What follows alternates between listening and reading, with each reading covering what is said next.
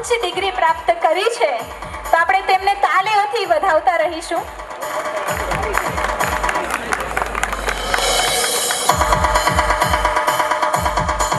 ત્યારબાદ આપણે હર્ષ દિનેશભાઈ ભારજા કે જેઓએ BSc IT ની ઉચ્ચ ડિગ્રી પ્રાપ્ત કરી છે.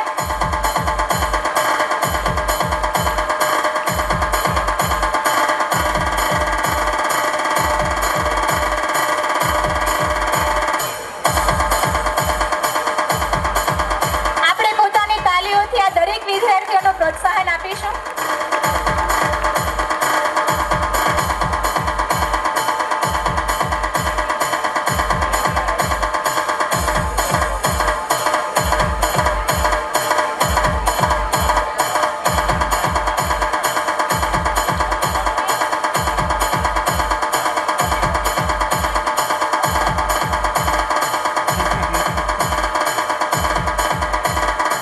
ત્યારબાદ ડોક્ટર જિંકલ રસિકભાઈ પટેલના અભિવાદન કરીશું કે જેઓએ ફિઝિયોથેરાપીની ડિગ્રી પ્રાપ્ત કરી છે.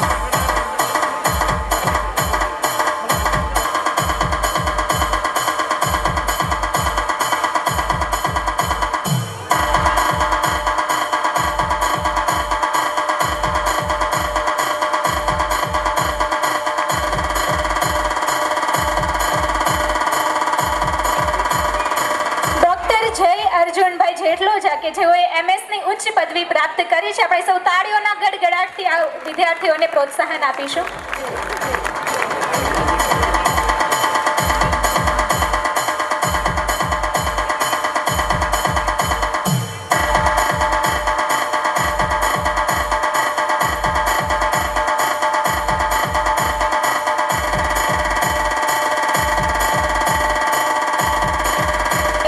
કરશે.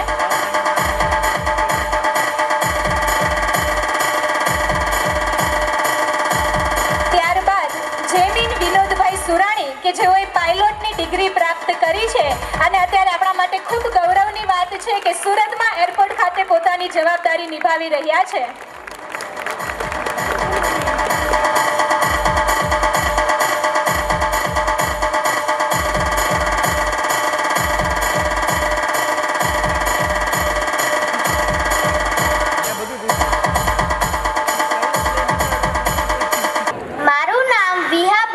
છે. આજે હું બધાને ગીતાનો સાર સંભળાવવાની છું. ભગવાને ગીતા ખોલી છે, એના મુખથી અર્જુનનો રથ હાંક્યો. ભગવાન બન્યા છે સારથી, ભક્તોની વારે આવ્યા છે. રણ મેદાનમાં કુરુક્ષેત્રમાં આવ્યા, ત્યાં યુદ્ધ હતું કૌરવનું. ભગવાન મુખથી બોલ્યા, અર્જુન તમે સાંભળો, ભરેલા ભાથા ખોલો. ધનુષ લ્યો ને હાથમાં, ધનુષ હાથમાં લઈને કૌરવનો નાશ કર્યો. આકાશ પાતાળ જોયા, ત્યાં વેદ ભણે બ્રહ્માજી.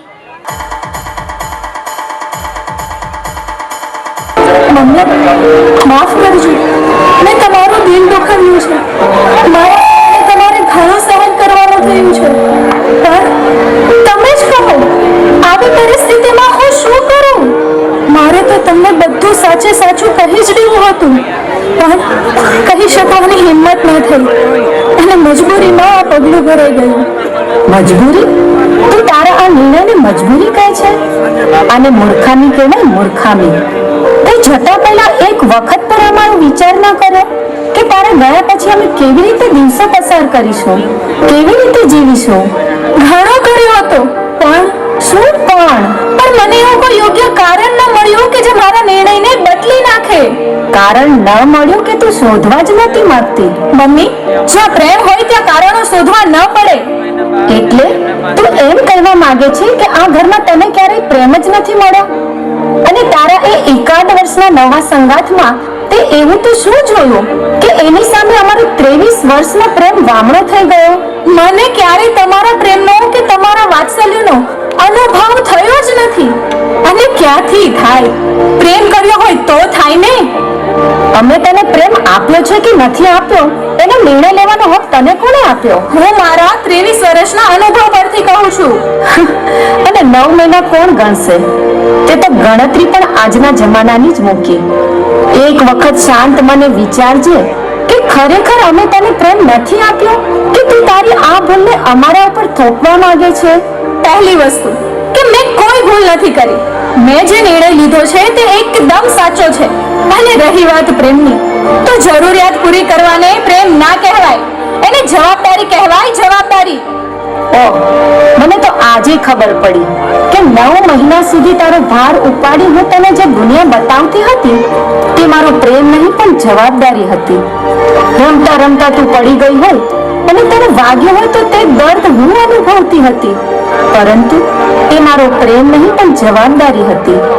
નાનપણમાં તારા બોલ્યા વગર તને ભૂખ લાગી હશે એ પામી જવું એ પણ કદાચ મારો પ્રેમ નહીં પણ જવાબદારી હતી. તું સ્કૂલે ગઈ હોય તો તારી રાહમાં બધા કામ પડતા મૂકી ત્યાં ગેટ પાસે જ ઊભા રહેવું એ પણ મારો પ્રેમ નહીં પણ જવાબદારી જ હતી. અને તને તાવ આવ્યો હોય ત્યારે આખી રાત તારી પાસે બેસી તારા માથે પોતા મૂકવા એ પણ મારો પ્રેમ નહીં પણ જવાબદારી જ હતી. તમે મને એટલો બધો પ્રેમ કરતા હતા તો જ્યારે મારે ડાન્સર બનવું હતું તો તેની જગ્યાએ મને કોમર્સની લાઈન કેમ નીવડાવી? આજ તમારો પ્રેમ છે? હું ફેશનેબલ કપડાં પહેરીને બહાર નીકળું ત્યારે દરેક વખતે તમે ના જ કેમ પાડતા હતા? યાદ છે એક વખત તો તમે પપ્પાના કહેવા છતાં પણ મને પ્રવાસમાં નહોતી જવા દીધી. મારા બધા મિત્રો પ્રવાસમાં ગયા હતા અને હું એક જ રૂમમાં પુરાઈને બેઠી હતી. એ દિવસે હું કેટલું રડી હતી તેનો વિચાર પણ કર્યો છે તમે? શું આજ તમારી દીકરી પ્રત્યેનો પ્રેમ છે? તને દરેક વાતમાં ના પાડવા પાછળ પણ મારો પ્રેમ જ હતો. હું તારું સારું જ ઈચ્છતી હતી. હવે તો તમે એમ જ કહો ને, આખો દિવસ ઘરમાં મોબાઈલ લઈને બેઠા હોવ છો અને આજે મને પ્રેમની પરિભાષા શીખવો છો. હું તને શીખવતી નથી બેટા, તે મારા પ્રેમ ઉપર સવાલ ઉઠાવ્યો છે એનો જવાબ આપું છું. આજે જવાબ આપવાનો સમય મળ્યો એમ ને? એ દિવસે ક્યાં ગયા હતા જ્યારે હું તમારી પાસે દોડી દોડીને મારા સ્કૂલ, મારા કોલેજ વિશે, મારા મિત્રો વિશે ઉત્સાહથી વાતો કરવા આવતી હતી અને મોબાઈલમાં વ્યસ્ત તમે છણકો કરી મને પાછી મોકલી દેતા હતા. એ વખતે મારા હાથમાં કેટલું બળ્યું હશે તેની કલ્પના પણ કરી છે તમે?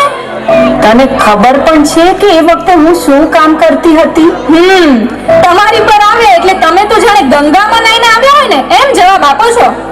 હું તને આજે જે સાચું છે તે કહું છું તો તને ગમતું નથી. અને આમ પણ અત્યારે શું, પહેલા પણ ક્યાં તું મારું સાંભળતી હતી તો અત્યારે સાંભળવાની નહોતી સાંભળતી એટલે 23 વર્ષ તો તમે મને તમારા મનનું જ ધાર્યું કરાવ્યું છે અને હજુ મારી પાસે શું કરાવવું છે? તે શું મારે મનનું જ ધાર્યું કર્યું છે? મારા મનનું ધાર્યું કર્યું હોત તો આજે જે દિવસ જોવાનો અમારો વારો આવ્યો છે તે ન આવ્યો હોત. રસોડામાં રસોઈ શીખવાનું કહ્યું હોય કે પછી પોતા મારવાનું, કપડાં ધોવાનું કહ્યું હોય કે ઘરના કોઈ પણ કામકાજમાં મદદ કરવાનું, તે એક પણ કામ મારી સાથે ઝઘડો કર્યા વગર પૂરું કર્યું છે? હા તો ટક ટક ટક ટક કરો તો ઝઘડા થાય જ ને. અરે તારી માં છું.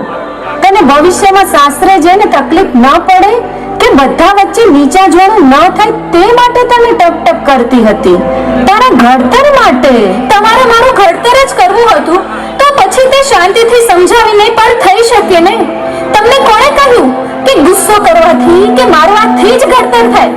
મમ્મી, તમારી એક ઝાપટ અને એક મેળું હજી પણ મારા હૃદયમાં કાંટાની માફક ખૂંચી રહ્યું છે. તને તો કાંટાની માફક ખૂંચી રહ્યું છે, પણ તે જે પગલું ભર્યું તેને કારણે અમારી ઉપર શું વીતી છે તે તું જાણે પણ છે.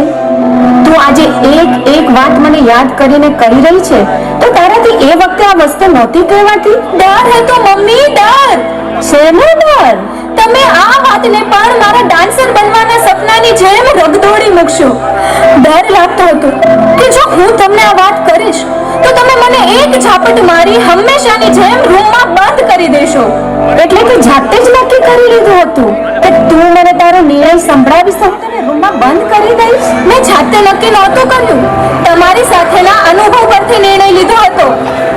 પણ બેટા, તે તારી બહેનપણીને જે નિર્ણય જણાવ્યો તેમ તે અમને પણ જણાવ્યો હોત તો તમે મને મારી તોડીને સમજાવી લેત નહીં? અને તમે તમારી સરખામણી મારા ફ્રેન્ડ સાથે કેમ કરો છો? અરે તમારે જાણવું જ હતું તો તમે 23 વર્ષ સુધી મારી મા બનીને જ કેમ રહ્યા? તમને શંકા તો હતી જ કે હું કોઈ છોકરા સાથે વાત કરું છું, હું તેના પ્રત્યે આકર્ષણ અનુભવી રહી છું. તો તે વખતે તમે મારા મિત્ર કેમ ન બની ગયા? તમે મને પાસે બેસાડીને મારા માથે હાથ મૂકીને કેમ ન પૂછ્યું? તમે મને મારા ખભા પર હાથ રાખીને કેમ ન સમજાવી? એ વખતે તમે મિત્ર ન બની શક્યા તો હવે શા માટે મિત્ર બની રહ્યા છો? બેટા, વિશ્વાસ હતો તારી ઉપર કે તું એવું કોઈ પણ ખોટું કામ નહીં કરે કે જેથી મારું કે તારા પપ્પાનું નામ સમાજમાં ખરાબ થાય. પણ હવે જે થયું તે તું પાછી આવી જા ને. તારા ભાગીને લગ્ન કર્યાના સમાચારથી તારા પપ્પાને હું ભાંગી પડ્યા છીએ. કોઈને મોઢું બતાવવાને લાયક નથી રહ્યા. બેટા, માનો કે મારી ભૂલ હતી, પણ તને પ્રેમ નહોતી કરતી એવું નહોતું. એક ડર હતો કે જો તને છૂટ આપીશું તો તું આ સમાજના હવસખોરોની શિકાર બની જઈશ. પણ તારે જે કરવું હોય તે કરજે, તારે જેમ રહેવું હોય તેમ રહેજે, તારે જ્યાં જવું હોય ત્યાં જજે. બસ આજથી તું સ્વતંત્ર છે. પણ બેટા, તું પ્લીઝ પાછી આવી જા. મમ્મી, આ તમારે પહેલા વિચારવાનું હતું. હવે હું વિવેક સાથે ખુશ છું. હા, અહીંયા થોડી તકલીફો પડી છે, પરંતુ મારી પાસે હવે કોઈ ઓપ્શન નથી. હૃદયમાં પડેલી કેટલીક વેદનાઓ શ્વાસ નથી લેવા દેતી, એટલે તમારી પાસે ઠાલવી નાખી. આમ તો હું ફોન જ કરવાની હતી, પણ તમારો અવાજ સાંભળતા જ આંખમાં રહેલો અંધાધાર વરસાદ વરસી પડશે તો માનો કોળો શોધવા ક્યાં જઈશ? એટલે પત્ર લખ્યો છે. હવે ભગવાને નક્કી કર્યું ત્યારે મુલાકાત થશે. લેકિન તમારા કાળજા કેવો કટકો.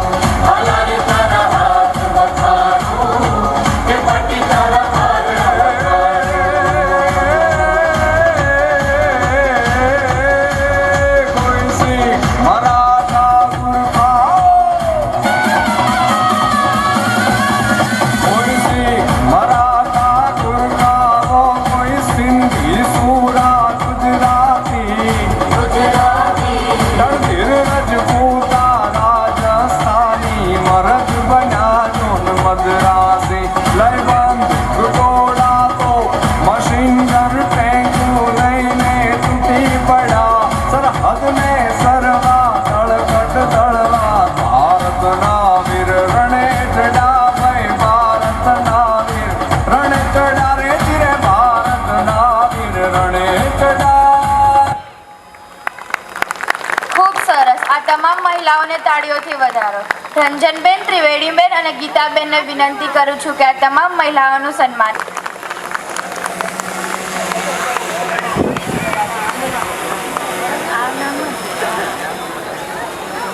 એસએસસીના વિદ્યાર્થીઓને વિનંતી કરું છું કે તે સ્ટેજ પર આવે.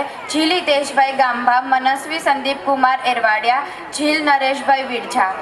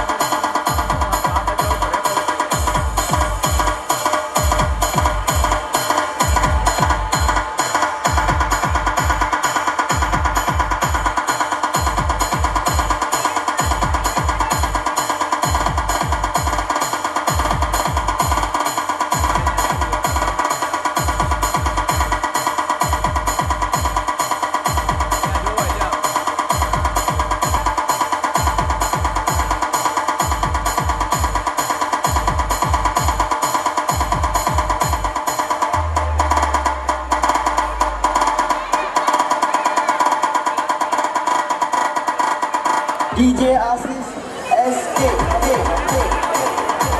10 મનોજભાઈ કાવર, મીરવ બળવંતભાઈ ભોજાણી, રોનક હસમુખભાઈ ચકાસણિયા, નિકેત જયેશભાઈ મોરસણા, અર્થ મુકેશભાઈ ભોરણિયા, મેન્સી મુકેશભાઈ વસાણિયા આ તમામ વિદ્યાર્થીઓ મંચ પર ઉપસ્થિત થાય.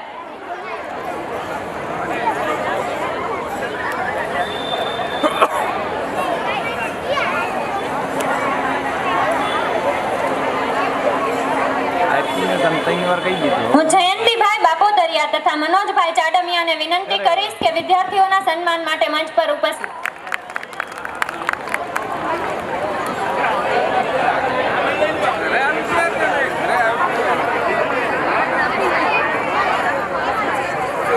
હરખાઈ ગોઠવતો આ ધ્યાન દે પાટ પાડ જો